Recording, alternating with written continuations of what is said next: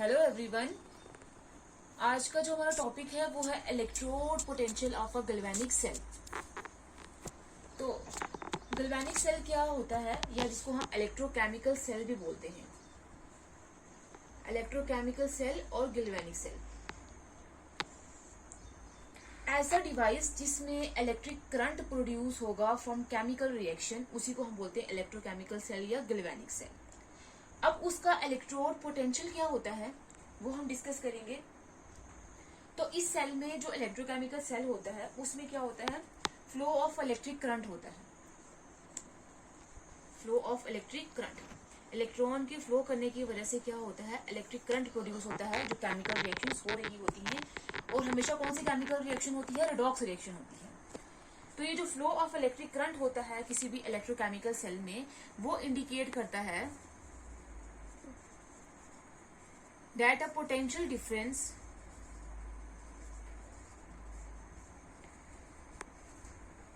exist between two electrodes। Cell में हमेशा दो इलेक्ट्रोड्स होते हैं, एक होता है कैथोड और एक होता है एनोड। कैथोड होता है नेगेटिव वाला पार्ट, एनोड होता है पॉजिटिव वाला पार्ट। तो क्या होता है कि इलेक्ट्रोकेमिकल सेल में इलेक्ट्रिक करंट फ्लो करता है, जिससे हमें ये पता चलता है कि दो इलेक्ट्रोड्स जो होते हैं कैथोड और एनोड, उनके बीच में क्या एग्जिस्ट करता है, पोटेंशियल डिफरेंस एग्जिस्ट करता है। ये जो पोटेंशियल डिफरेंस एग्जिस्ट करता है दो इलेक्ट्रोड्स के बीच में, इसको हम स्टडी करने के लिए हम क्या करेंगे, एक रिडॉक्स रिएक्शन कंसीडर करेंगे। कंसीडर और रिडॉक्स रिएक्शन कि रिडॉक्स रिएक्शन किस लिए हम कंसीडर कर रहे हैं, ये अंडरस्टैंड करने के लिए, ये समझने के लिए कि जो पोटेंशियल डिफरेंस दो इलेक्ट्रोड्स के बीच में एग्जिस्ट करता है, या जिसको हम अब ये जो पोटेंशियल डिफरेंस है ये इलेक्ट्रोड के बीच में एग्जिस्ट कर रहा है। अगर हम जनरल टर्म यूज करेंगे तो वो पोटेंशियल डिफरेंस ही यूज करेंगे, लेकिन ये इलेक्ट्रोड के बीच में एग्जिस्ट कर रहा है तो इसको हम क्या बोलेंगे, इलेक्ट्रोड पोटेंशियल। तो इसको समझने के लिए हम क्या करेंगे, एक रिडॉक्स रिएक्शन कंसीडर करेंगे।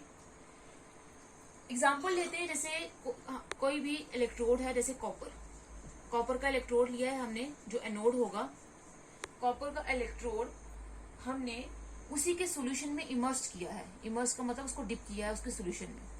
उसका सॉल्यूशन से हम ले सकते हैं कॉपर सल्फेट।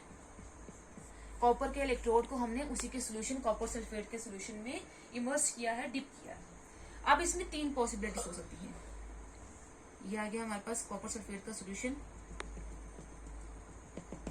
ये आ गया कॉपर का इलेक्ट्रोड, कॉपर की रॉड, कॉपर रॉड, इसको हमने इसी के सॉल्यूशन में डिप कर दिया। ये आ गया copper sulphate solution. Copper sulphate solution में क्या होगा, अगर हम इसको ब्रेक करेंगे तो ये Cu2 positive ions plus SO4 2 negative ions बना देगा। तो मतलब इस सॉल्यूशन में कौन से वाले आइंस प्रेजेंट है, कॉपर 2 पॉजिटिव आइंस प्रेजेंट है। तो फर्स्ट पॉसिबिलिटी क्या होगी, जब हम इसको ऐसे डिप करेंगे, फर्स्ट पॉसिबिलिटी ये होगी कि जो मेटल आइंस हैं जो सॉल्यूशन में प्रेजेंट है, Cu पॉजिटिव आइंस प्रेजेंट हैं, वो क्या करेंगे, इसके साथ, इस रॉड के साथ कोलाइड करेंगे, इसके साथ स्ट्राइक करेंगे। फर्स्ट पॉसिबिलिटी ये आएगी कि ये जो आइंस प्रेजेंट है सॉल्यूशन में, ये इलेक्ट्रोड, ये जो रॉड है, इसके साथ कोलाइड करेंगे, टकराएंगे आगे, लेकिन कोई भी चेंज नहीं करेंगे।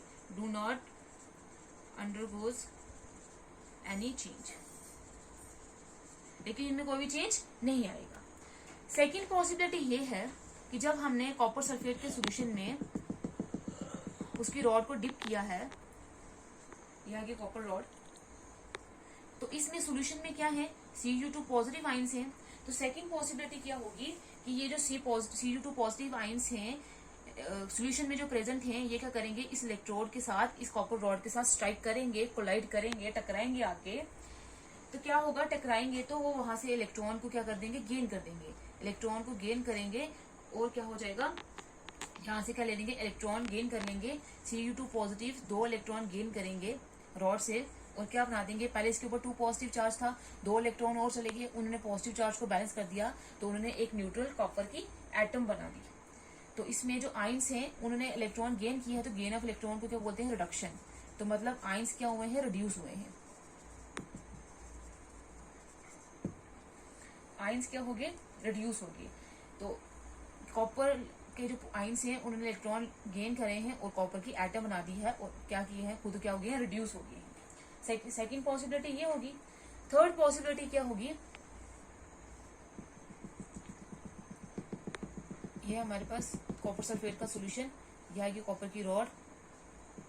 तो थर्ड पॉसिबिलिटी ये होगी कि जो कॉपर के जो रॉड है, ये जो कॉपर है, कॉपर के जो एटम है, वो क्या करेंगे, अपने इलेक्ट्रॉन लूज करेंगे। कॉपर के जो एटम हैं वो अपने इलेक्ट्रॉन लूज करेंगे और बना देंगे Cu2 positive plus 2 electron. Copper की जो एटम है वो क्या करेगी, 2 इलेक्ट्रॉन लूज करेगी और 2 इलेक्ट्रॉन लूज करेगी, जिसकी वजह से इसके ऊपर 2 पॉजिटिव चार्ज आ जाता है। तो लॉस ऑफ इलेक्ट्रॉन को हम क्या बोलते हैं, ऑक्सीडेशन। तो इधर क्या होगी, ऑक्सीडेशन होगी, मतलब जो कॉपर की जो एटम होगी वो क्या हो जाएगी, ऑक्सीडाइज हो जाएगी। ये 3 पॉसिबिलिटीज होंगी जब हम क्या करेंगे, कॉपर की जो रॉड है उसको उसी के सॉल्यूशन में डिप करेंगे। पहले क्या होगा, कोई भी चेंज नहीं आएगा, चाहे आइंस उसके साथ कोलाइड करते रहे। सेकंड क्या होगा, आइंस जब कोलाइड करेंगे तो क्या होगा, इलेक्ट्रॉन गेन करेंगे वहां से और रिड्यूस हो जाएंगे। थर्ड पॉसिबिलिटी क्या होगी, ये कॉपर की जो एटम है वो क्या करेगी, इलेक्ट्रॉन लूज कर देगी और खुद क्या हो जाएगी, ऑक्सीडाइज हो जाएगी। ये 3 पॉसिबिलिटीज हमारे पास आ गई। अब इसमें जो किसी में कोई चेंज नहीं आ रहा वो तो हम लेंगे नहीं, ये इंपॉर्टेंट है, हमें 2 चीजें इंपॉर्टेंट है, रिडक्शन और ऑक्सीडेशन, कि कैसे रिडक्शन हो रही है और कैसे ऑक्सीडेशन हो रही है। तो नेक्स्ट है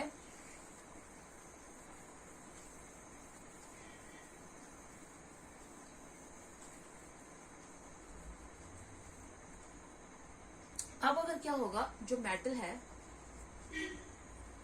उसके पास has high tendency to lose electron and get oxidized and form copper 2 positive ions। अब क्या होगा, जो हमने थर्ड पॉसिबिलिटी देखी थी कि मेटल क्या करेगी, इलेक्ट्रॉन लूज करेगी और ऑक्सीडाइज हो जाएगी। अब अगर एक केस लेते हैं कि मेटल जो है उसके अंदर हाई टेंडेंसी होगी इलेक्ट्रॉन लूज करने की, वो जल्दी से इलेक्ट्रॉन लूज कर देगी और ऑक्सीडाइज हो जाएगी और Cu2 पॉजिटिव आइंस बना देगी। और Cu2 पॉजिटिव आइंस कहाँ चल जाएंगे, सोल्यूशन में चल जाएंगे।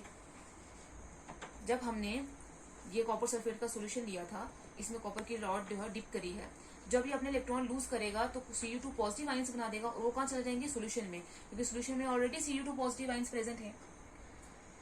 अब क्या होगा, जब ये सोल्यूशन में कॉपर जो है वो अपने इलेक्ट्रॉन लूज करेगा, Cu2 पॉजिटिव और 2 इलेक्ट्रॉन बना देगा, ये बना दिए इसने। तो क्या होगा, ये जो इलेक्ट्रॉन्स हैं जो रिलीज हुए हैं ये क्या आ जाएगा, इस इलेक्ट्रोड के ऊपर आके क्या कर जाएंगे, यहाँ पे आके एक्यूमुलेट हो जाएंगे, इकट्ठे हो जाएंगे। अब इलेक्ट्रॉन के ऊपर कौन सा चार्ज होता है, नेगेटिव चार्ज होता है। अब अगर इलेक्ट्रॉन इधर आके इकट्ठे हो गए हैं तो कॉपर की जो रॉड है, इलेक्ट्रोड है, उसके ऊपर कौन सा चार्ज आ जाएगा, नेगेटिव चार्ज आ जाएगा विद रिस्पेक्ट टू सोल्यूशन।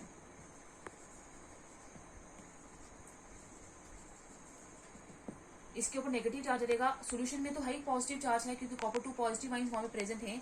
तो as compared to solution, copper rod के ऊपर यहाँ पे इलेक्ट्रॉन इकट्ठे होने की वजह से इसके ऊपर क्या आ जाएगा, नेगेटिव चार्ज आ जाएगा।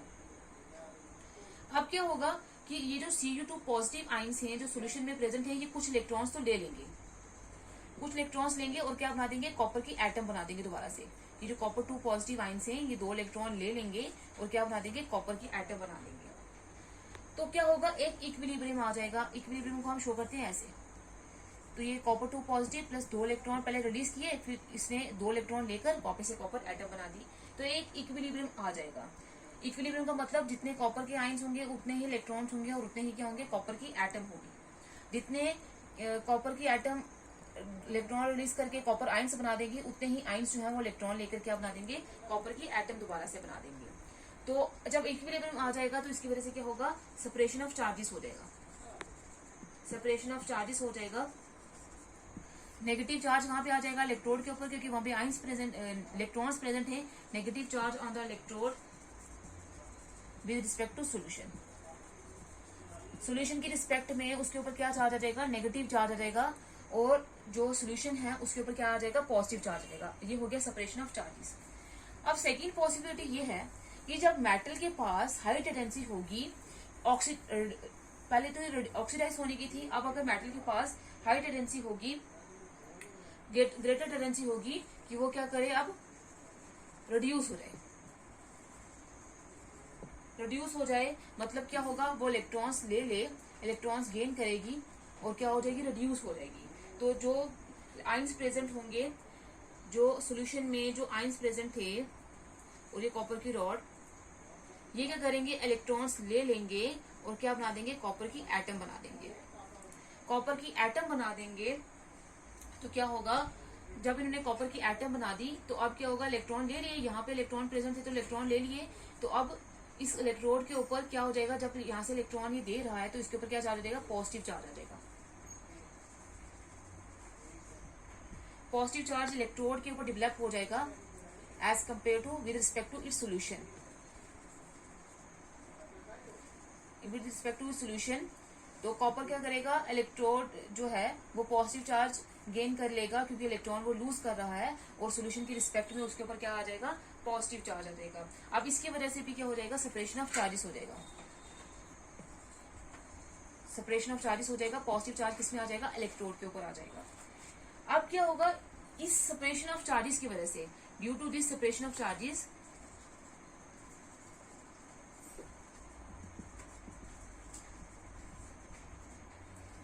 between the electrode and its solution, electrode और उसके सॉल्यूशन के बीच में ये जो सेपरेशन ऑफ चार्जेस हुआ है उसकी वजह से क्या होगा, एक इलेक्ट्रिकल पोटेंशियल सेटअप हो जाएगा, setup between the electrode and it's solution. Electrode और उसके सॉल्यूशन में क्या सेटअप हो जाएगा, एक इलेक्ट्रिकल पोटेंशियल आ जाएगा, इलेक्ट्रिकल पोटेंशियल सेटअप हो जाएगा। तो ये जो इलेक्ट्रिकल पोटेंशियल सेटअप होगा, यही जो इलेक्ट्रिकल पोटेंशियल डिफरेंस होगा जो मेटल और उसके सॉल्यूशन के बीच में आ जाएगा, या मेटल और उसके आयंस के बीच में आ जाएगा, जो सॉल्यूशन में है उसी को इलेक्ट्रोड पोटेंशियल बोलते हैं। तो इलेक्ट्रोड पोटेंशियल क्या होगा, the electrical potential difference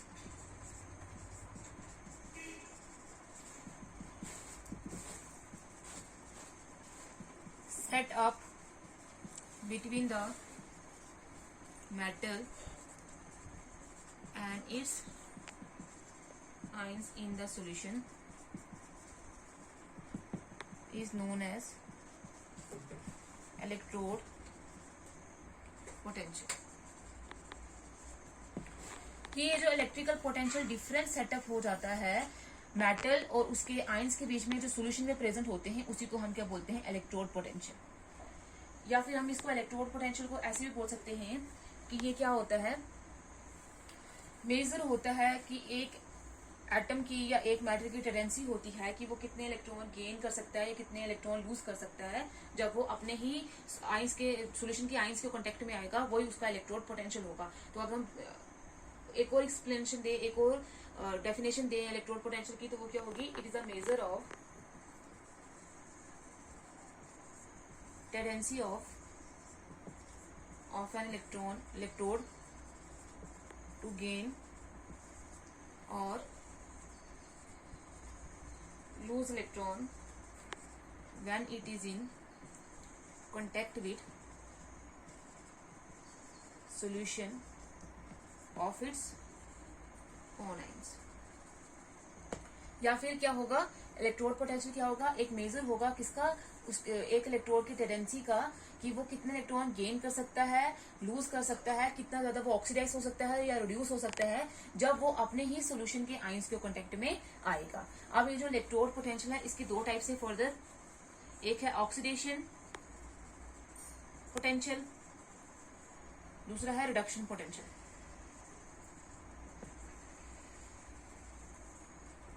first हम डिस्कस करेंगे कि ऑक्सीडेशन पोटेंशियल क्या होता है।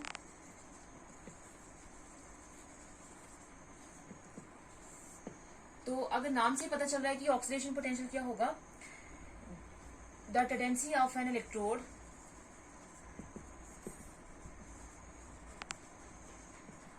To lose electrons or to get oxidized it's called its oxidation potential।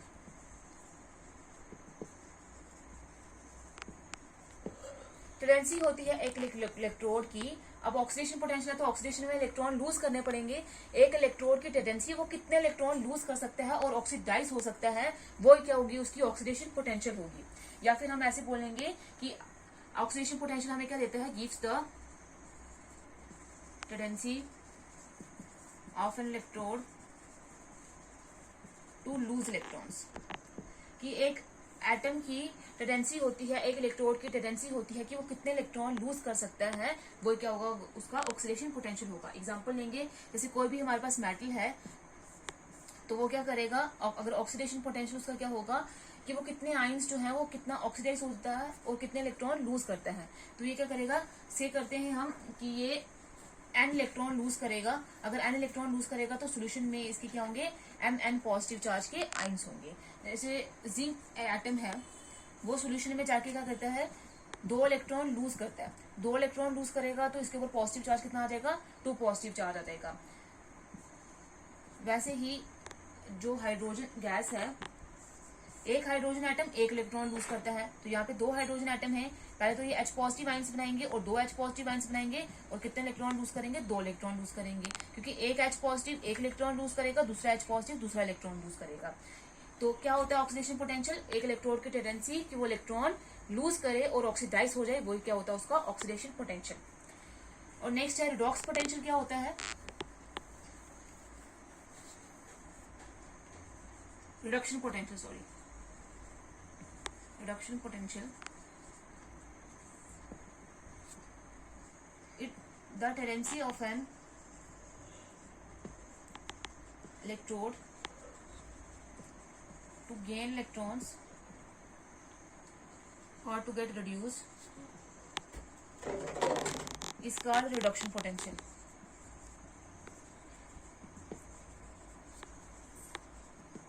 एक इलेक्ट्रोड की टेंडेंसी कि वो इलेक्ट्रॉन गेन करे और रिड्यूस हो जाए, वही क्या होता है उसका रिडक्शन पोटेंशियल होता है। या फिर हम इसको ऐसे बोल सकते हैं कि रिडक्शन पोटेंशियल हमें क्या देता है, गिव्स द मेजर